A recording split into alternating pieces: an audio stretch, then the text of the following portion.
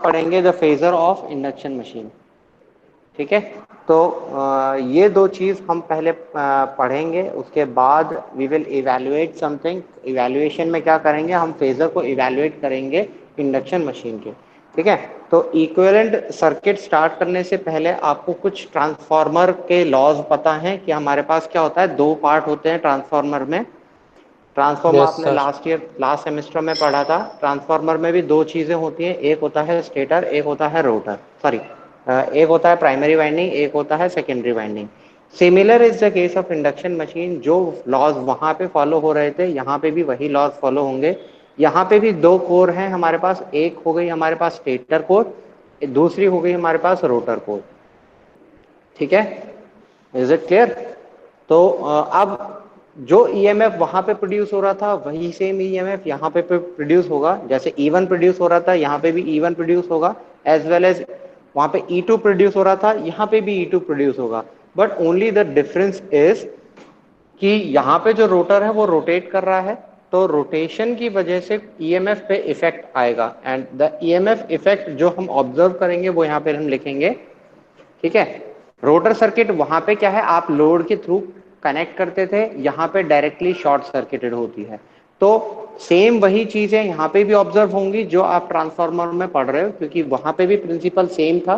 Transformer also works on induction principal, यहाँ पे induction machine it also works on induction principal. Primary में आपने supply किया, यहाँ पे आपने स्टेटर पे सप्लाई किया, स्टेटर ने फील्ड बनाई, वहां पे आपने प्राइमरी में वाइंडिंग की वजह से फ्लक्स प्रोड्यूस हुआ। ठीक है, अब क्या हुआ, जैसे ही वाइंडिंग में आपने करंट ट्रैवल कराया तो वाइंडिंग में कुछ रेजिस्टेंस होगा, वायर है ऑब्वियसली कुछ रेजिस्टेंस होगा। ठीक है, the resistance of the wire.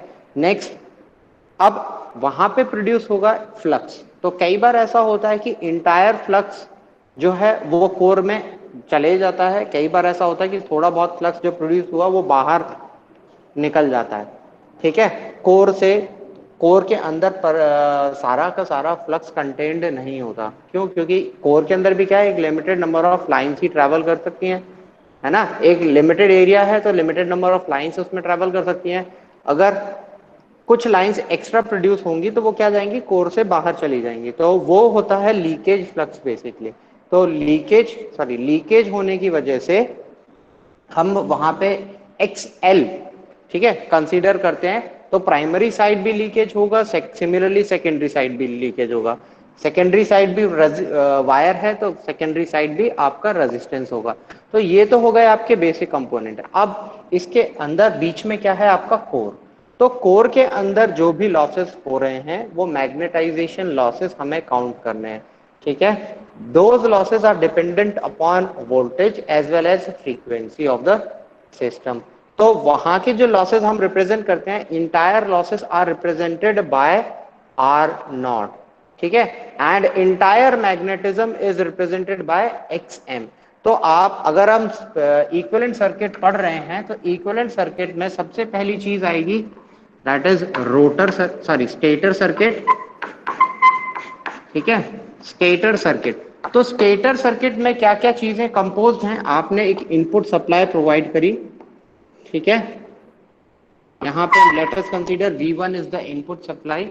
ये सप्लाई कहाँ चली गई, हम केवल एक फेज की बात कर रहे हैं, 3 फेज सिस्टम है तो ऐसे 3 फेजेस होंगे। एक न्यूट्रल वायर हमने कंसीडर कर लिया, this be my neutral wire. तो between your line, between your phase voltage and the neutral point, तो एक फेज के बारे में बात होगी। अब वायर है वाइंडिंग, तो रेजिस्टेंस होगा। Let us consider it to be as R1। ठीक है, R1, 1 stand for primary side resistance. ठीक है, इसी तरीके से इसका कुछ रिएक्टेंस होगा, let us consider this reactance be given as X1। तो प्राइमरी साइड का रेजिस्टेंस हो गया, सेकेंडरी साइड का, प्राइमरी साइड का रेजिस्टेंस एंड प्राइमरी साइड का रिएक्टेंस, हमने दो चीजें ऑब्जर्व कर ली। अब यहाँ पे जो भी वोल्टेज प्रोड्यूस हुआ this will be supplied to the core of the system. ठीक है, तो कोर ने क्या किया, मैग्नेटाइजेशन किया। ठीक है, मैग्नेटाइजेशन किया तो मैग्नेटाइजेशन के losses are represented in R naught and X M. ठीक है, ये हो गया आर नॉट, ये हो गया हमारा एक्स एम। अब since this machine is operating at no load, तो जो भी करंट होगा हम ये मानते हैं this is my ideal core.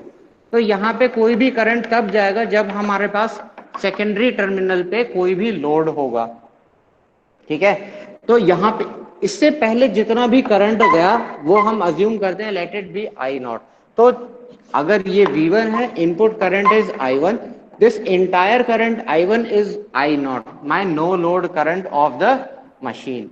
ठीक है, इसको हमने दो पार्ट में स्प्लिट किया, एक हो गया I magnetization, sorry I mu and I M.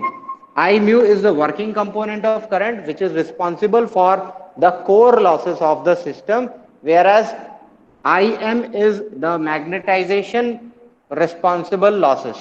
ठीक है, यानी कि ये वाला पार्ट लॉसेस को रिप्रेजेंट कर रहा है, ये वाला चीज मैग्नेटाइजेशन ऑफ द कोर को रिप्रेजेंट करता है। ठीक है, and this is assumed to be as ideal core, ideal core. तो ये हमारे पास आइडियल कोर होगा। यहां पे जो वोल्टेज डेवलप हुआ लेट इट बी E1। ठीक है, तो अब ये होता है हमारे पास stator circuit of induction machine. आपने जो भी इनपुट प्रोवाइड किया let it be V1 which is supplied to this part of the system. ठीक है, अब दिस आई नॉट वैल्यू अगर हम इवेल्युएट करें I1FL, यानी दिस इसका फुल लोड करंट है, इसका अप्रोक्सीमेटली 20% तक होता है। 20% of, sorry, this I naught is equal to I1FL। ठीक है, तो दिस मैग्नेटाइजेशन लॉसेस यानी कि जो कोर एयर गैप की वजह से this magnetization, sorry, no load component of current is increased, जबकि in case of transformers this I naught value is basically 2 to 5%। ठीक है, यहाँ पे 15 से 20% तक हो सकता है। ठीक है, तो this is basically a difference कि ट्रांसफार्मर में इतना होता है लेकिन मशीन्स में हमारे पास ज्यादा होता है। रीजन दो चीज है। ठीक है, एक रीजन मैंने आपको स्पेसिफाई कर दिया कि एयर गैप की वजह से, थोड़ा सा एयर गैप इसमें है, as a result air gap की वजह से हमारे पास we require some additional power. तो यहाँ पे एयर गैप की वजह से the amount of current is increased. ठीक है, तो I naught value is approximately 20% of this IFL। Moreover, अगर ये तो आपने केवल कोर को सप्लाई, मतलब स्टेटर को सप्लाई किया है, इसके बाद स्टेटर सर्किट ने क्या किया, this EMF is being produced. इस EMF की वजह से अब हम stator, this part is stator, rotor circuit अगर हम डिजाइन करते हैं तो my rotor is revolving with the speed, किस स्पीड से रोटेट कर रहा है, it is rotating with the speed of something less than ns। ठीक है, यानी कि वो nr स्पीड से रोटेट कर रहा है। तो EMF induction will be because of, late us consider जो वहां पे उस पर EMF इंड्यूस होगी, late it be given by E2s। s क्या है, अंडर अ पर्टिकुलर स्लिप। ठीक है, यानी रोटर क्या है, एक पर्टिकुलर स्पीड से रोटेट कर रहा है which is rotating with the speed of ns। ठीक है, सॉरी nr स्पीड से रोटर रोटेट कर रहा है। तो जो EMF प्रोडक्शन होगा वो किसकी वजह से होगा, flux cut by the difference. ठीक है, यानी जो EMF प्रोड्यूस हुआ है this E2s will be produced because of the flux cut between the rotor and the rotating magnetic field। ठीक है, तो अगर हम ध्यान ऑब्जर्व करें तो E2s is directly proportional to S slip. क्यों, क्योंकि E2s इज जो प्रोड्यूस हुआ है वो किसकी वजह से प्रोड्यूस हुआ है, ns माइनस nr की वजह से प्रोड्यूस हुआ है, and ns minus nr is directly proportional to slip s। ठीक है, लेट अस कंसीडर इनिशियली हमने रोटर को ब्लॉक कर दिया। जब रोटर ब्लॉक्ड कंडीशन में होगा तो EMF जो प्रोड्यूस होगी वो होगी लेट इट बी E20। ठीक है, तो जो अगर हम इससे कंपेयर करें कि what will be my EMF produced at the speed of nr, So that will be given as ES, which is equal to S times E to 0. This will be my EMF produced when the rotor is revolving with a speed of NR, and S represents my slip introduced because of this NR. ठीक है, तो अब मेरा जो EMF induction हो रहा है, EMF rotor circuit में ईएमएफ प्रोड्यूस हुआ है, वो इस स्लिप की वजह से हुआ है, and E20 is my no load EMF produced. ठीक है, या sorry, no load at blocked condition. 0 represents my blocked condition when NR is equal to 0. तो ब्लॉक्ड कंडीशन पे जो ईएमएफ प्रोड्यूस हो रहा है that is E20, and rotating nature में जब ईएमएफ प्रोडक्शन हो रहा है that is known as S times E20 और E2S सिंपली. तो अब अगर हम रोटर सर्किट डेवलप करें तो रोटर सर्किट में भी जो प्रोड्यूस होगा, let it be ideal core, तो यहां जो प्रोड्यूस होगा लेट इट बी E2. अब E2 तो नहीं होगा क्योंकि ये रिवॉल्व कर रहा है with the speed of NR. तो यहाँ पे जो ईएमएफ प्रोड्यूस हुआ है that is E2S which is given by S times E20. ठीक है, अब रोटर सर्किट में जो ईएमएफ प्रोड्यूस हुआ है उसमें भी लॉसेस होंगे, resistive losses as well as reactive losses. ठीक है, एंड बाकी चीज दिस. ठीक है, अब यहां पे जो ईएमएफ प्रोड्यूस हो रहा है, ठीक है, ये हो गया हमारे पास R2 और ये हो जाएगा हमारे पास X2S. मेरे को S क्यों इंट्रोड्यूस करना पड़ा? क्यों? क्योंकि यहां पे जो फ्रीक्वेंसी डेवलप हुई है, ठीक है, ये जो फ्रीक्वेंसी डेवलप हुई है इसकी फ्रीक्वेंसी इज क्वाइट लो. क्यों? क्योंकि ये NS माइनस NR की वजह से डेवलप हुई है. तो inductive losses are basically dependent of frequency. तो इसलिए लिखा है मैंने X2S. क्यों? क्योंकि यहां पे फ्रीक्वेंसी डिफरेंट होगी. क्यों? FR is equal to S times FS हमने कल इवेल्युएट किया था कि सब रोटर पे जो फ्रीक्वेंसी डेवलप होती है that is dependent, that is equal to S times FS. तो यहाँ पे जो फ्रीक्वेंसी डेवलप होगी वो स्टैंड स्टिल पे डिफरेंट होगी. ठीक है, X20 प्रोड्यूस होगी एट FS, बट जब ये रोटर मेरा रोटेट कर रहा है उस टाइम पे जो मेरा रिएक्टेंस होगा that is given by X2S which is dependent upon FR which is dependent upon S times FS. ठीक है, एंड X20 हमें पता है, X2S हमें पता है. अगर हम ये मानते हैं कि इस पे X20 है तो कंपैरेटिव हम इसको लिख सकते हैं S टाइम्स X20. ठीक है, बाकी चीजें तो सेम है ना. It is dependent upon FS, it is dependent upon FS. X20 is dependent upon FS, लेकिन अगर स्पीड में रोटेट करेगा तो it will be dependent upon FR which implies dependent upon S times FS. FS is this same, तो हम लिख सकते हैं dependent upon X20. It simply implies this. ठीक है, तो अंडर लोडेड कंडीशन मेरा जो करंट होगा let it B I2. Under loaded condition late it B I1. अब अगर हम ध्यान से ऑब्जर्व करें, मैंने थोड़ी देर पहले कहा था it is no load current is basically 20%. ठीक है, अब मशीन को हमने नो लोड पे ऑपरेट तो किया, लेकिन जब तक यहाँ पे कोई भी ईएमएफ प्रोड्यूस नहीं होगा क्या मेरा रोटर रोटेट करेगा? नहीं रोटेट करता.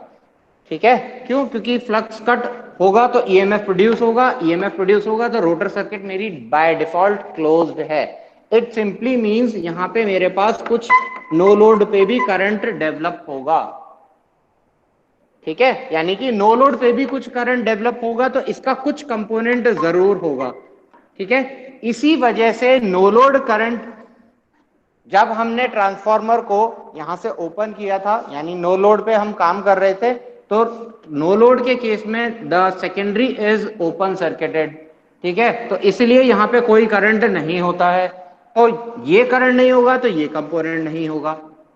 क्लियर? जब ये कंपोनेंट नहीं है तो ये कंपोनेंट नहीं होगा, तो entire current I1 no load जो करंट होगा will be this current only. But in case of machines हमारे पास दिस I1 नो लोड पे मेरी मशीन ऑपरेट हो रही है, I1 is my no load current. तो ये कंपोनेंट दो पार्ट में यहां पे भी स्प्लिट हो गया, एक हो गया I0, एक हो गया हमारा I2 जीरो डैश, यानी I2 जीरो का रिफ्लेक्शन। ठीक है, तो I2 zero non zero current होगा even at no load condition. ठीक है, क्लियर। तो इसलिए भी हमारा नो लोड करंट 20% तक हो सकता है, 20 क्या, it can reach up to 25 also. ठीक है, तो no load current can go up to 20-25%, लेकिन 15-20% ज्यादातर मशीन में 15-20% तक रहता है, एंड यहीं तक हम इस चीज को ऑपरेट करते हैं। ठीक है, तो आई नॉट क्यों ज्यादा है for machines is basically of this reason. एक तो हमारा मैग्नेटाइजेशन के लिए ज्यादा करंट रिक्वायरमेंट है ड्यू टू एयर गैप। दूसरी चीज, even at no load there is some current drawn by the secondary circuit, यानी कि रोटर में फिर भी करंट जाएगा। ठीक है, तो ये रीजन है प्राइमरली जिसकी वजह से हमारा कुछ एक्सेसिव करंट होता है कंपेयर टू ट्रांसफॉर्मर्स, अगर कोई रीजन पूछता है तो। ठीक है, चलिए, तो अब ध्यान से एक एक कंपोनेंट को विजुअलाइज करते हैं कि ये हो गया हमारा रेजिस्टिव कंपोनेंट, ये हो गया हमारा रिएक्टिव कंपोनेंट, ये रेजिस्टिव कंपोनेंट, ये XM component. This is my ideal core यहां तक। ठीक है, तो यहां पे कोई भी लॉसेस नहीं हो रहा है। Only this current is drawn under one condition, कब, जब यहां पे कोई करंट होगा। ठीक है, तो अगर हम नो लोड कंडीशन में यहां पे करंट मानते हैं, लेट इट बी I20, तो यहां पे इसका reflection will be produced which will add up to produce my no load current. Clear. तो ये है आपका सर्किट डायग्राम। सर यहाँ पे जीरो किस लिए है? कहां पे? सर ये जो आप I20 लिख रहे हो या कहीं पे भी जीरो लिख रहे हो, ये जीरो क्या है? जीरो का मतलब है एट नो लोड बेसिकली। ठीक है, I20 का मतलब है, मतलब मैंने यहां लिखा है ना I20, this is zero stands my load condition. ठीक है, लोड कंडीशन। ठीक है, which is equal to, since हमने मशीन को नो लोड पे डाला है, जीरो का मतलब हो गया नो लोड, यानी कि हमने कोई भी मशीन पे लोड नहीं डाला है। तो no load machine, no load के केस में जो करंट है उस चीज की बात की है हमने, I20।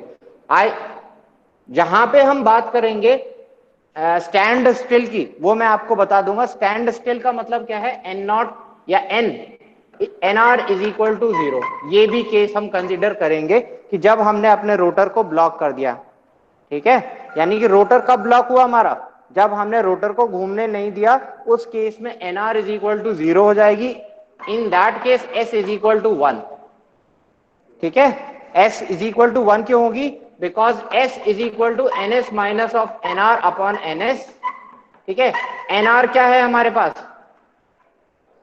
Zero, N S upon N S is equal to one. तो ये केस हम कंसीडर करेंगे जब जब हमने इस रोटर को ब्लॉक कर दिया and EMF is being produce.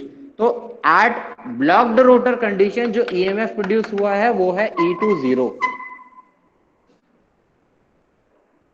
ठीक है, ब्लॉक कंडीशन पे जो करंट प्रोड्यूस हुआ है दैट इज E20, एंड यहां पे जो करंट उसी ड्यूरेशन में जो करंट प्रोड्यूस हुआ है that will B I20, late us consider. ठीक है, तो पूरा का पूरा प्रोसेस चेंज हो जाएगा। ठीक है, यहां पे जबकि हमने लिया है कि I20 is equal to under the condition जो करंट ड्रॉन हुआ है that is at no load condition. तो ये दोनों चीज मिक्स हो गई। दोनों ही चीजों को मैं अलग अलग डिफ्रेंशिएट कराना चाह रहा हूं कि I20 is the condition, I20 is the condition when no load occurs. ठीक है, यानी कि जीरो रिप्रेजेंट कर रहा है यहां पे नो लोड, एंड यहां पे रिप्रेजेंट कर रहा है एट जीरो स्पीड। कुछ और लेते हैं, सिंबल क्या लें बताओ। लेट इट बी I2,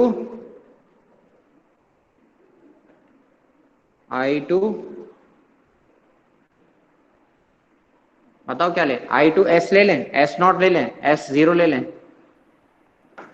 चलो S0 ले लेते हैं। I2S0 जीरो ले यानी लीजिए S सर। सॉरी S1 हो जाएगी इस केस में, S की तो वैल्यू चेंज है। अब फिर ये कहेगा क्या कहते हैं, विकास, विकास। जी सर। जी सर। हाँ बताओ, सजेस्ट करो, सर सजेस्ट सजेस्ट करो क्या क्या ले, करना, हमने तो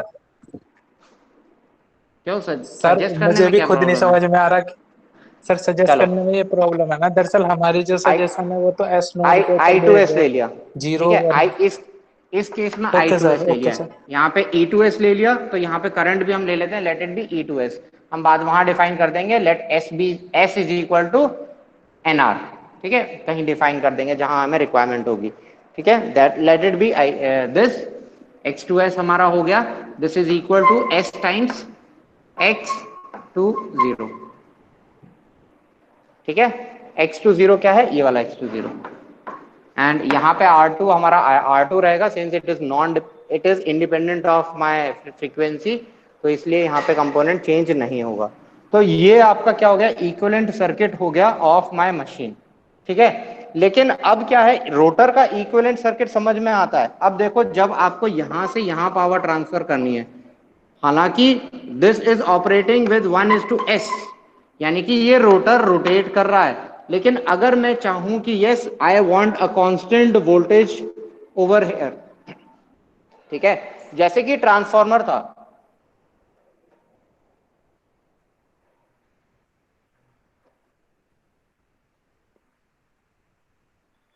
हेलो,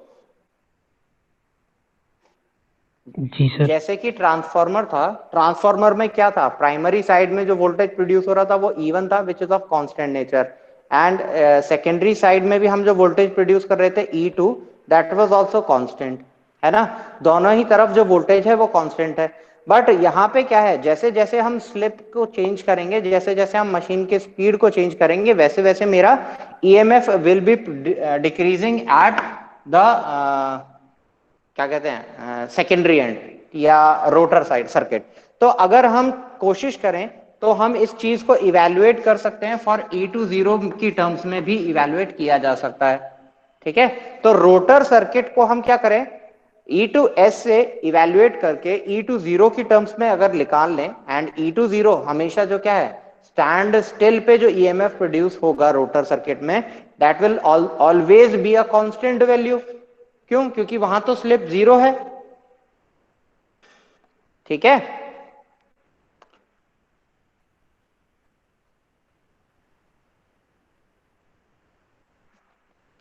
ठीक है, तो अभी हम क्या करेंगे, सेकेंडरी साइड में हमारे पास होता है E2S, और यहां पे this is constant, E20 constant है, लेकिन यहां पे अगर हम देखते हैं तो क्या हो जाएगा, E2S is equal to S times E20, it is dependent upon S।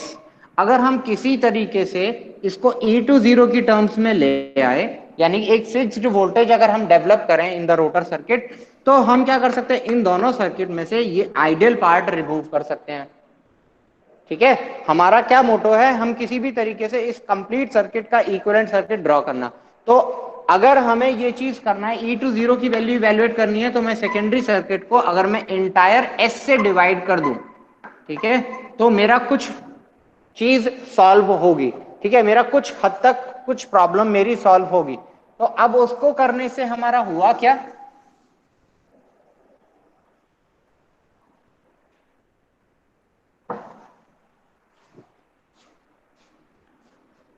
यहां पे मेरा E2S था, E2S इज इक्वल टू, अब ध्यान से देखना यहां पे, E2S was there which was equal to S times E20, इसको हमने S से डिवाइड कर दिया, तो इसका मतलब मेरे पास क्या बन गया, E20। सिमिलरली मैंने यहां पे भी क्या किया, S से डिवाइड कर दिया, तो मेरे को मिल गया R2 अपॉन S। यहां पे भी मैंने क्या किया, एट X2S था which was equal to S times ये वाला X20 डिवाइडेड बाय S, तो हमें क्या मिल गया, X20, ठीक है, यही मिला ना। तो अब इस इक्वेशन को थोड़ा सा मॉडिफाई कर लेते, मतलब इसी डायग्राम को थोड़ा सा मॉडिफाई करके लिखते हैं। यहां पे मेरा हमें E20, यहां पे मिला R2 अपॉन एस, यहां पे मिला मेरे पास x2 0, बाकी सब चीज कैंसिल। ठीक है, एंड यहां पे जो भी मेरा फैक्टर था वो 1:1 का हो चेंज हो गया। तो हमें इंटरनली पता है, we internally know this thing कि यस यहाँ पे 1:s का रेशियो है। s से हमने डिवाइड कर दिया इधर के रोटर सर्किट में, तो s से यहाँ पे डिवाइड 1:1। तो जो भी इंटायर ईएमएफ यहाँ प्रोड्यूस हो रहा होगा उसका reflection would be produced on to this point. ठीक है, तो अगर मैं इस सर्किट को इधर लेके जाऊं, प्राइम मतलब सेकेंडरी सर्किट से प्राइमरी सर्किट में कनेक्ट करूं, तो what is the relation, E1 upon E2 will be equal to 1/1, which implies E1 is equal to E2 0। But अगर मैं इसको इधर लेके जाता हूं तो ये बन जाएगा मेरा डैश फैक्टर। ठीक है, तो बेसिकली जब मैं सेकेंडरी सर्किट को प्राइमरी सर्किट से लिंक करूंगा तो इस ईएमएफ को जब मैं इधर लेके आऊंगा, प्राइमरी साइड लेके जाऊंगा, तो it will become E2 0 dash. ठीक है, एंड एग्जैक्टली ये वैल्यू इक्वल होंगी। ठीक है, तो अब इस सर्किट को थोड़ा सा और मॉडिफाई करके बना सकते हैं हम।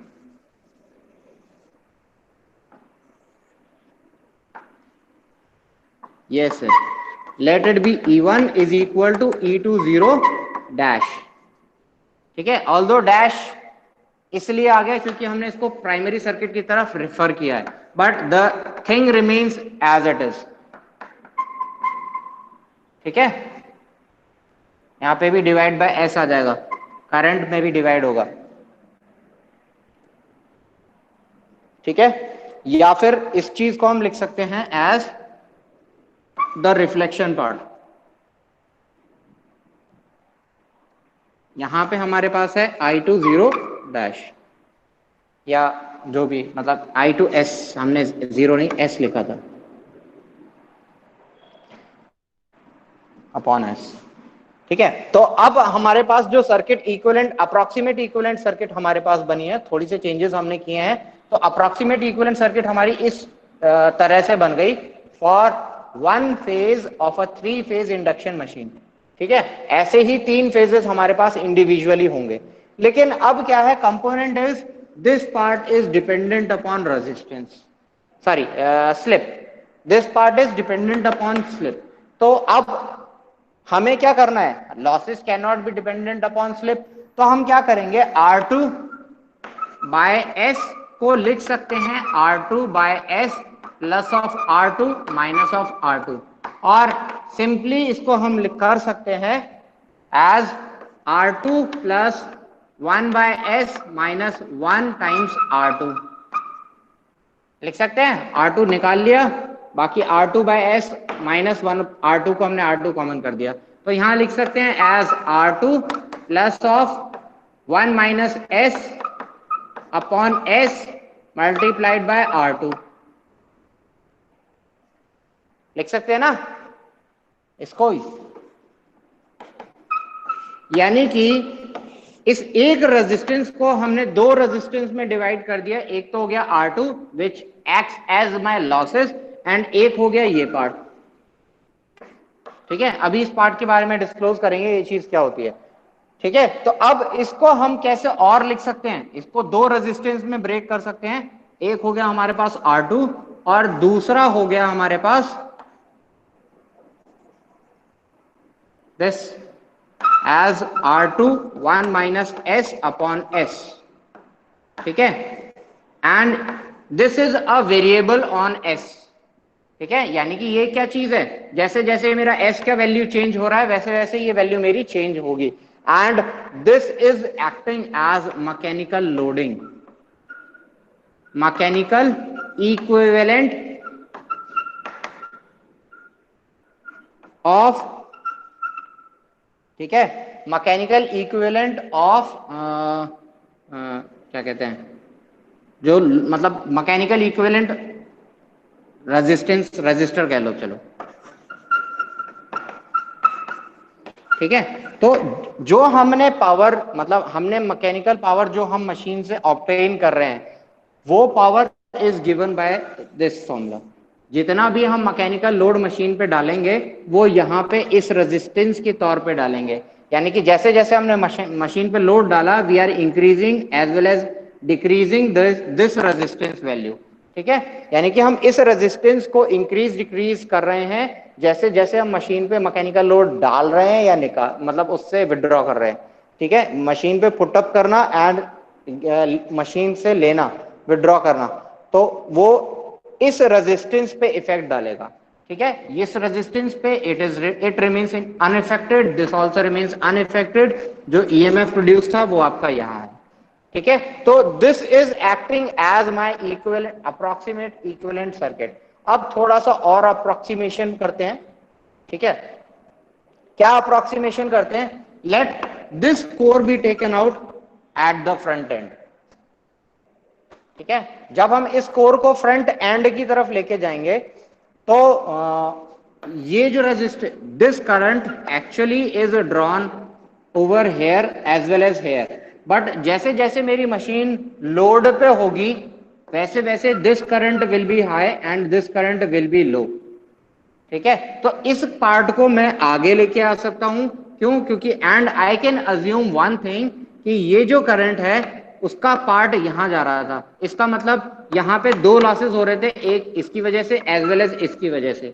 तो अब जब हम इस चीज को आगे ले आएंगे इन दोनों ब्लॉक से, इन दोनों रेजिस्टेंस एंड रिएक्टेंस से, तो क्या होगा, जो करंट ड्रॉ होना था आई नॉट तो यहीं चले जाएगा, तो इसमें आई नॉट का कंपोनेंट कम हो जाएगा। ठीक है, दैट इज अप्रोक्सीमेटेड बायस, कि हम मान रहे हैं कि yes there is no effect on this losses. ठीक है, almost there is no effect, या आएगा लेकिन yes the difference will be such कि दैट कैन बी इग्नोर्ड। ठीक है, तो हम उस चीज को इग्नोर करेंगे एंड इस कंपोनेंट को हम आगे शिफ्ट कर देंगे। तो आगे शिफ्ट करने के लिए हम क्या करेंगे,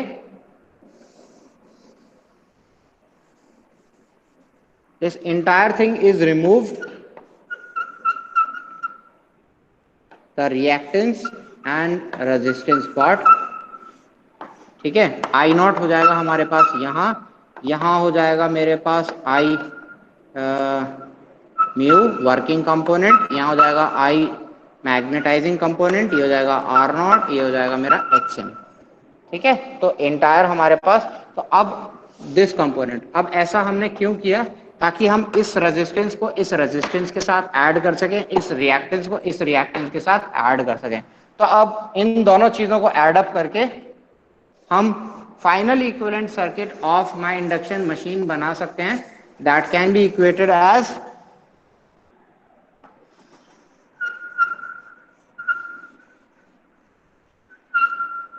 दिस। ये हो गया हमारे पास R1 प्लस R2, ठीक है, डैश, एंड ये हमारे पास क्या आ जाएगा, X1 plus X2 dash. Dash में सिंपली इसलिए रिप्रेजेंट कर रहा हूं कि yes this is your secondary part, वो प्राइमरी साइड रेफर किया, but practically this is the same value. ठीक है, यहाँ पे भी आप डैश लगा सकते हो। तो ये हो जाएगा हमारा equivalent circuit of my machine under any conditions. ठीक है, कहां से शुरू किया था, धीरे धीरे धीरे धीरे धीरे हमने यहाँ पे एंड किया।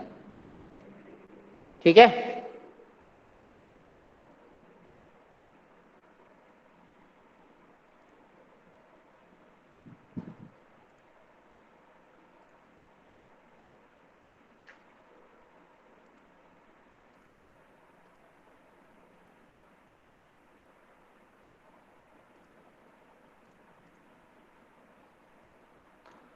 2 मिनट आप you can take your time, 2 minute आप लो, आराम से डिस्कस करो।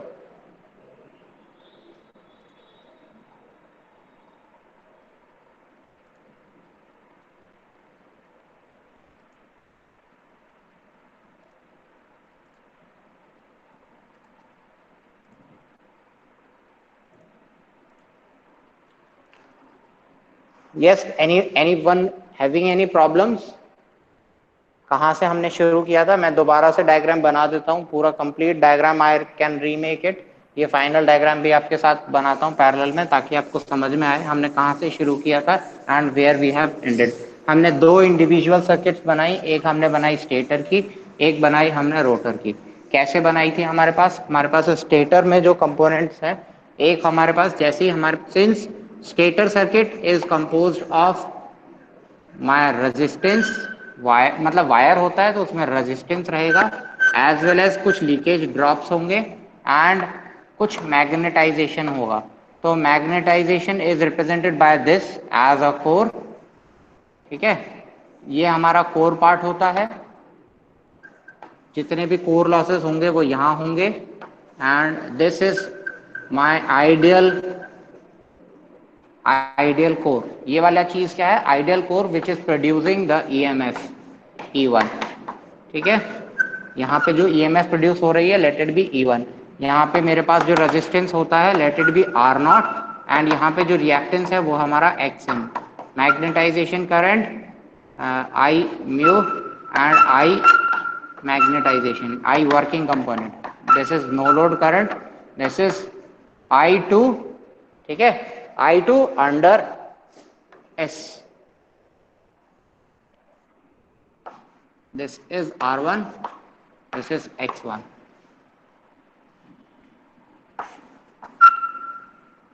ठीक है, तो ये हमारे पास स्टेटर सर्किट होती है।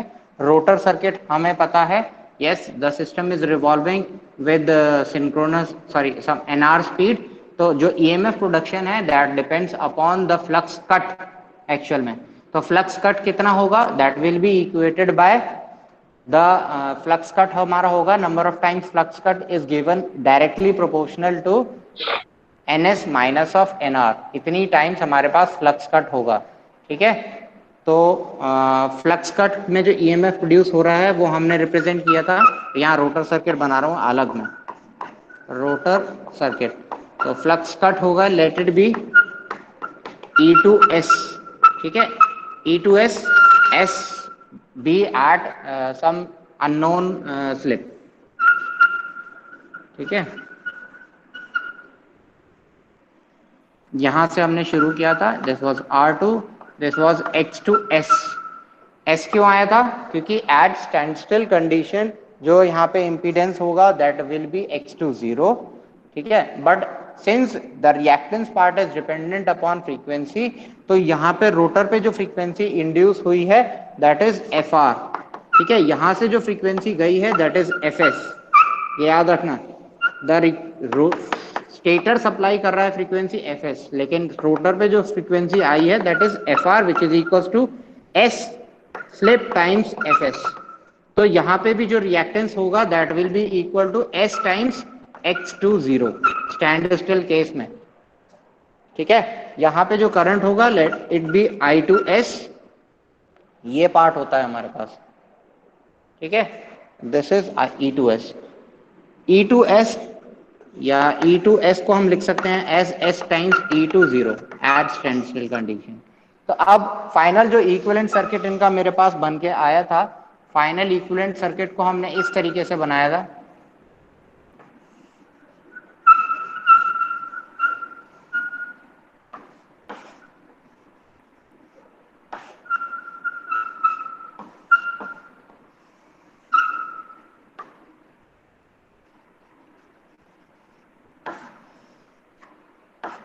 This was R2 1 minus S upon S, this was R1 plus R2 dash, and यहाँ पे हो जाएगा X1 प्लस X2 डैश। यहाँ पे जो करंट होगा दैट विल बी I1, यहाँ पे जो करंट होगा I0 होगा, I working mu and I magnetizing, ये हो जाएगा हमारे पास R0 एंड ये हो जाएगा मेरे पास Xm। ठीक है, तो ये है हमारा equivalent circuit. This will B I1 dash, और या कह सकते हैं हम इसे I2S डैश। ठीक है, तो ये आपका टोटल सर्किट है। इन दोनों सर्किटों को एक साथ कपल कर सकते हो आप। फाइनल जो ये आपने इक्विवेलेंट मॉडल निकाला है, अप्रोक्सीमेट इक्विवेलेंट सर्किट, वो आपके पास ये निकला है। ठीक है, तो this will be my approximate equivalent circuit, approximate equivalent circuit. ठीक है, and this is simply my equivalent circuit. Any discussions regarding this? Hello? No sir, कल करेंगे इसके बारे में डिस्कशन तो सर। अच्छा, सर आज के लिए इतना ही। नहीं फेजर रह गया है आपका? सर फेजर कल ही करवाना सर, अभी इसी में गुचड़ मुचड़ हो रही है, एक बार सोच के पढ़ के सर कल सर दोनों चीज कर लेंगे, चाहे कल देरी हो जाए फेजर करके ही जाएंगे, पर चलो इसे भी ठीक है, कंप्लीट कर लेते हैं।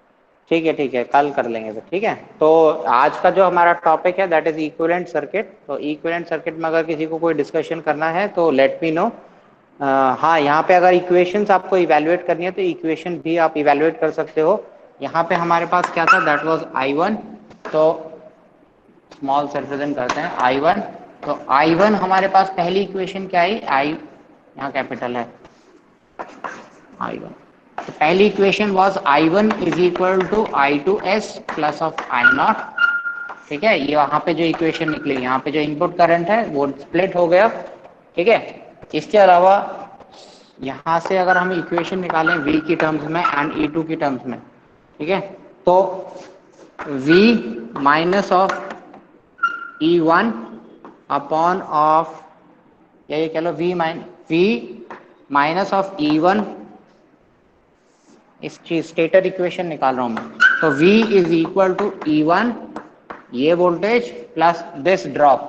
तो this drop is equal to I1, bracket में आ जाएगा हमारे पास R1 plus X1 J times, imaginary J times. ठीक है, मैग हमेशा याद रखना ये फेजर नोटेशंस हैं, डायरेक्टली आप ऐड नहीं कर सकते हो। सॉरी, ये तो फेजर नहीं होगा, ये होंगे दो फेजर्स, ये भी आपका फेजर होगा। अगर आप इसको रेफरेंस लोगे तो EMF will always be lagging, नीचे की तरफ जाएगी। ठीक है, तो ये चीज ध्यान रखना है। सिमिलरली रोटर सर्किट में भी आप इवेलुएट कर सकते हो। E2s is equal to I2s bracket में R2 upon S, sorry R2 plus J times X S times X20। ठीक है, या इसको लिख सकते हैं इसकी टर्म्स में भी, E20 is equals to I2s by S, bracket में लिख सकते हैं इसको R2 upon S plus J times X20। ये भी फॉर्म हो सकती है लिखने की। ठीक है, बहुत इक्वेशन पैटर्न्स बहुत सारे हो सकते हैं, बट जो स्टैंडर्ड जो आप डायग्राम मतलब के अकॉर्डिंग देखोगे, तो डायग्राम के अकॉर्डिंग ये इक्वेशन इसकी है, ये इक्वेशन इसकी है। ठीक है, एंड इसी चीज पे हम स्ट्रेस करेंगे ज्यादातर। तो इक्विवेलेंट सर्किट क्या चीज है, इक्विवेलेंट सर्किट ये है आपके सामने, आपने इनपुट में सप्लाई किया और रोटर सर्किट क्लोज्ड है।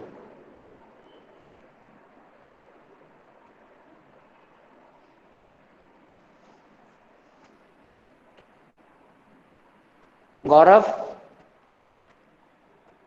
हेलो गौरव, बेटा कोई प्रॉब्लम है? Aniket, yes sir. कोई प्रॉब्लम? सर पढ़ लूंगा एक बार इसे। हाँ, इसे देख लेना, मैंने वीडियो यस सर। रिकॉर्ड कर लिया है। आई विल बी क्या कहते हैं, दो गौरव सर, दो गौरव कौन बोले? क्या चीज? मनोज,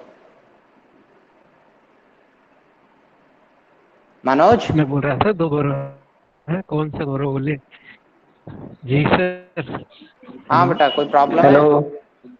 हेलो सर ये कह रहा है दो नहीं गौरव सर, हैं, दो मुझे गौरव नहीं। में से कौन सा गौरव? मनोज, अरे दोनों मनोज में का। से कोई, दोनों में से कोई भी बोल दे, कोई नहीं बोल रहा है। सर बोल रहा हूँ। अच्छा हेलो, गौरव प्रोमो, हाँ गौरव, आवाज नहीं आ रही है सर? आ गई बेटा आ गई। आप बताओ, आपको कोई प्रॉब्लम है? डिस्कस कर लो यहाँ पे, अगर कोई प्रॉब्लम है तो इक्विवेलेंट सर्किट इवैल्यूएट करने के लिए। ठीक है, इक्विवेलेंट सर्किट अंडरस्टैंड करने के लिए कुछ नहीं है, आपको बस क्या कहते हैं मेथड पता होना चाहिए, आपने क्या क्या किया या क्या क्या मशीन में हुआ। आपने क्या किया, इनपुट दिया, इनपुट में जाने के बाद एक करंट ड्रॉ करेगी मेरी मशीन I1। ठीक है, जब I1 ड्रॉ हुआ, सिंस क्या है मेरी वाइंडिंग में ही तो जाएगा, एंड वाइंडिंग क्या है, वायर है, वायर है तो कुछ रेजिस्टेंस होगा। ठीक है, तो रेजिस्टिव पार्ट में जो ड्रॉप्स होंगे वो यहाँ हो जाएंगे।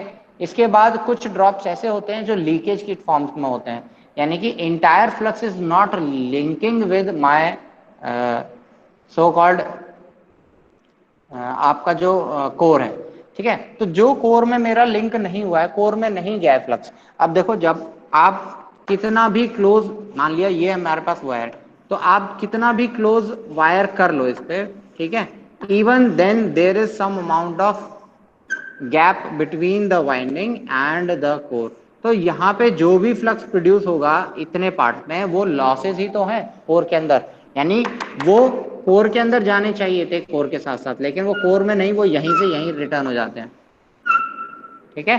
तो these type of things leads to my flux leakage losses.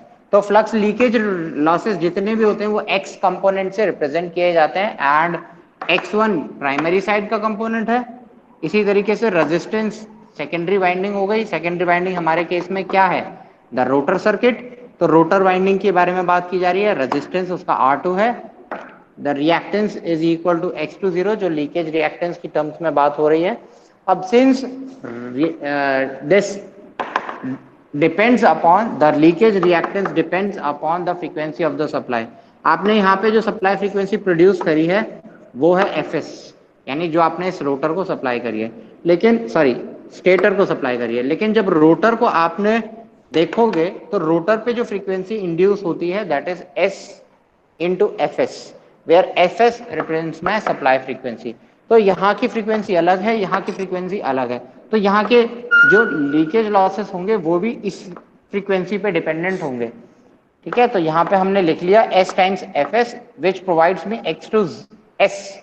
यहाँ पे हम X1S भी लिख सकते थे,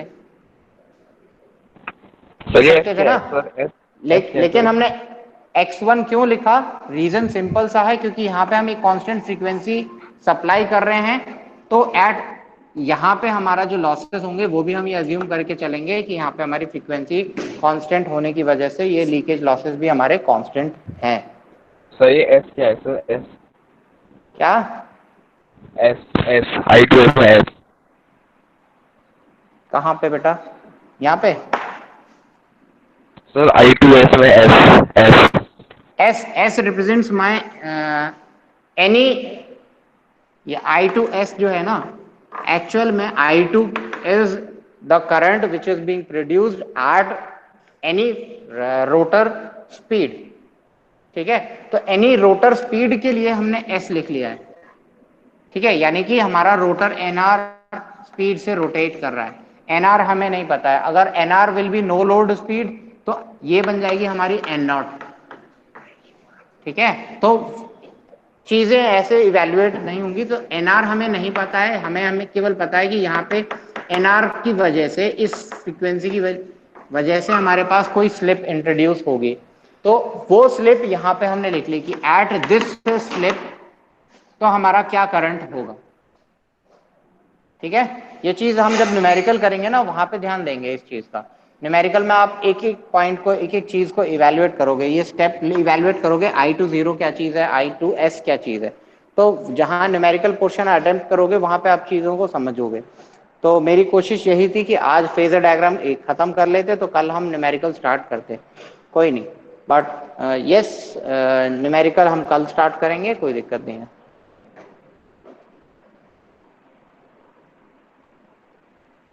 चलिए, कोई और डाउट है? ओके सर, अब लेफ्ट कर सकते हैं?